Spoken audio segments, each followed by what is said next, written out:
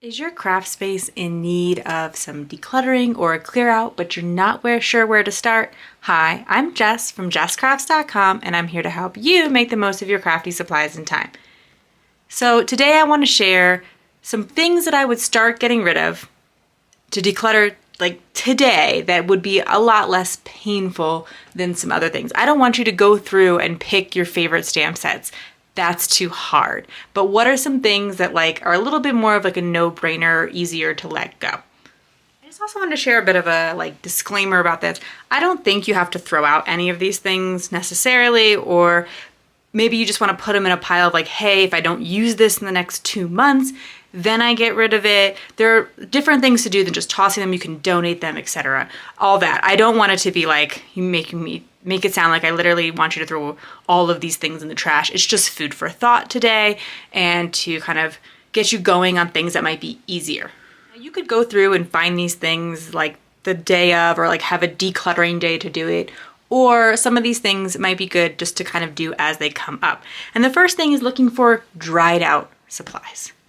Your paint, your pastes, your inks, your markers. We have so many things that if not properly taken care of can dry out. There are tips out there to help with that, and I absolutely suggest you follow them. Like with paste jars. I don't know if it's so much applicable to the distress glaze, but I don't have a lot of paste.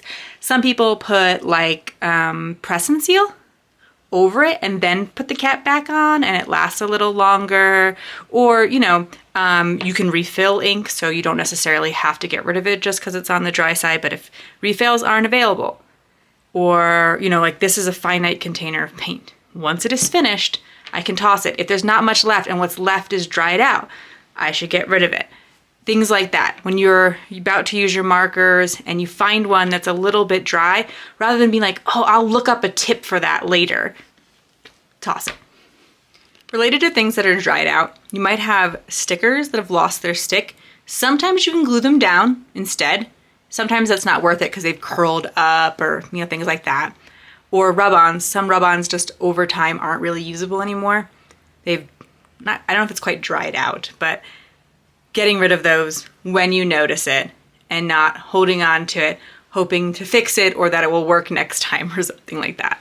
This one I think is more just a matter of reminding ourselves or giving ourselves permission or something, is that when you buy a paper pack or a pack of embellishments, there's a chance that you don't love every single paper. It was kind of hard for me to come up with an example of this because I'm usually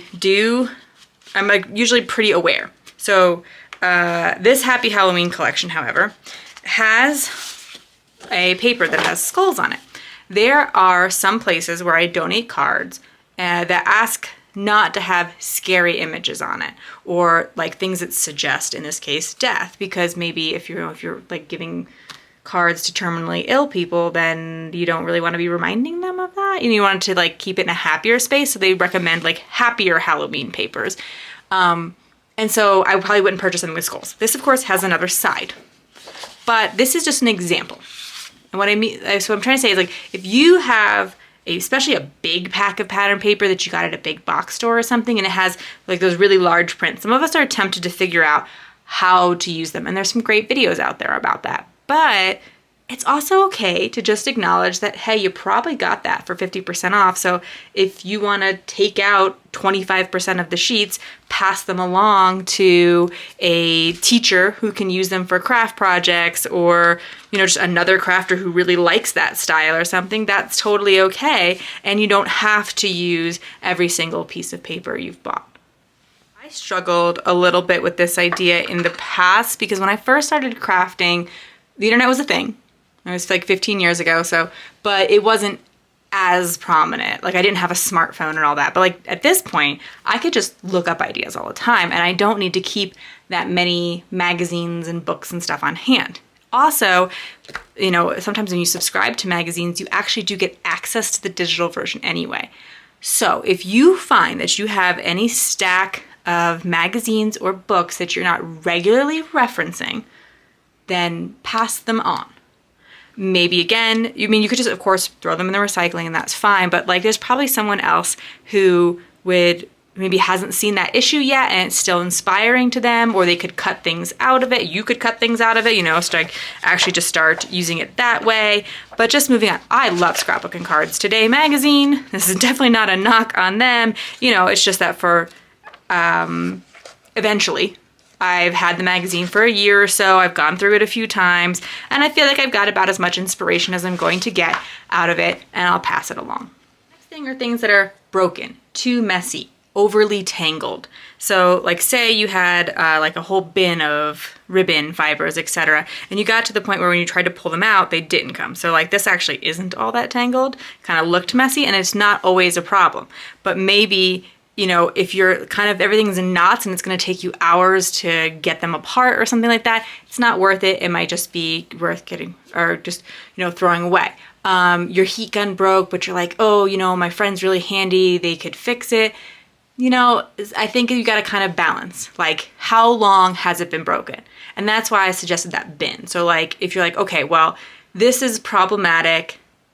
If I don't fix it in the next month, 2 months, whatever the timeline you decide, then it's gotta go. The next thing I think you could declutter are extra or rarely used tools. So I was recently trying to find the ideal pair of fussy cutting scissors, so I have a couple extras. I got these for free from scrapbook.com. I'm not saying I'm getting rid of any of these necessarily, but these are like extra scissors technically in my craft room, and so if I don't have a purpose for them, I could pass them along. This mini funnel tray, it's a cool idea in theory, and because it will, you know, put your embossing powder or your glitter or something over it and then funnel it back into the container. And it's not very big, so it doesn't take up a lot of space. However, it's just not something I find myself reaching for very often. I'm more likely to use like a scrap piece of paper on the rare occasion that I do a technique like that. So as you are going through, you know, opening a drawer for a project and you're like, oh, I don't think I've pulled it out in a while, maybe there's somebody who get better use out of it than you. Also know when it's, when you're getting rid of tools, especially ones that work well, they're just extra or you don't use them very often, it can be hard to just kind of let them go. But they're, not only could you donate it to a just traditional thrift store, there are some specifically arts and craft related thrift stores, and I made a blog post where I linked all the ones I could find in the US. So if you're in the US and you want to know if there's a arts and crafts thrift store near you, there'll be a link in the video description. The next thing that I think you could declutter are various scraps. This one is a little hard for me. Those of you who know me know that I have no scrap templates. So when I use a piece of pattern paper, I cut it exactly, assemble the card, and I don't have any scraps left over. So I don't wind up with a lot of pattern paper scraps. And if you get a little overwhelmed by your scraps, maybe you want to take a break and just check out a few of these for a while. But I wind up with cardstock scraps. And as also a lot of you know, I use them for various things. So like when I go to cut out my next mat for a project, I'm gonna come to my scrap bin first. But for whatever reason, I tend to wind up with like a lot of craft scraps in particular, and some of them are pretty small. I think at a certain point, you can just toss these, recycle, compost, whatever, you know, your trashing method is. But I also really like with cardstock scraps to take them and use them to prop up things on my card. So for instance, I could tape these are quite big scraps, so I probably ordinarily wouldn't do this. I'd wait till I had a smaller scrap, but for the sake of demonstration, put some adhesive down and attach these together. And now, instead of using foam tape, I can cut this up, put it under the card, and it gives it just a little bit of lift the way foam tape might, but it's really, really thin. It uses up scraps, you don't have to spend money on it, and it's a little bit more mail friendly because it's thinner than foam tape, but just enough for a dimension. There are, of course, all kinds of videos out there that specifically show you how to use your scraps, so maybe, you know, if you're wanting to clear out your craft room, but you don't just want to toss them, say, okay, I'm gonna dedicate my next craft session to just making with my scraps, put that pile of scraps out, or, you know, have it accessible, and challenge yourself to only touch scraps and not to cut any new pieces of paper. My last suggestion is to get rid of any products that you bought but you didn't actually enjoy using. So this could be something that you found out wasn't your style. Like you bought this really gorgeous floral stamp set, but you realize that like you just don't like coloring flowers, or it requires you to color and you don't like coloring, you prefer stamp layering, or the opposite, you don't like stamp layering, it's too fussy, except, you know what I mean? Like anything like that, where it's just like, this was not my ideal product, but I could probably give it to someone or sell it, because also when you declutter, you can sell things, you know, it's not always worth it, but there are, you know, buy and sell groups and all kinds of things like that. The one that always comes up for me is adhesive. I don't know why I get suckered into adhesive that's inexpensive, even though I primarily use my ATG and I like it. I have videos about like how to load it and how to help you with it, because I am never giving up my ATG. I know it's not for everyone, and then my other one, which won't surprise you guys, my Barely Art Glue. This little lounger from Make It by Marko. I have one for my ATG too. But yeah, I still get suckered in somehow. So I bought this tape. These are actually both Dollar Tree products, but it's great. It sticks just fine. It's acid free and all that, but you have to place it down and then peel the top layer off. Whereas like with my ATG, I can just press the trigger and swipe, and it's so much faster than this. So this is like not the kind of adhesive that I would use, even though it's perfectly fine. The transfer tape from Dollar Tree did not work for me at all. This is actually, I would say, a bad product. I wouldn't recommend it, unlike the other adhesive, which is totally fine.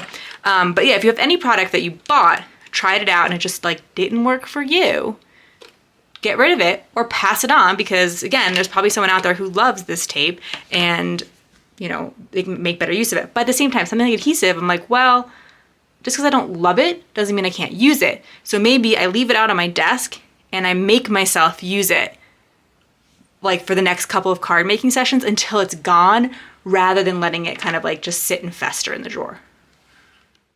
If you found this video helpful, here's another video where you can find more ideas for enjoying your crafty time and supplies. Let me know you like this video with the share to your crafty community, subscribe and click the bell so you don't miss the next template tutorial, and check the video description for product links. See you in the next video.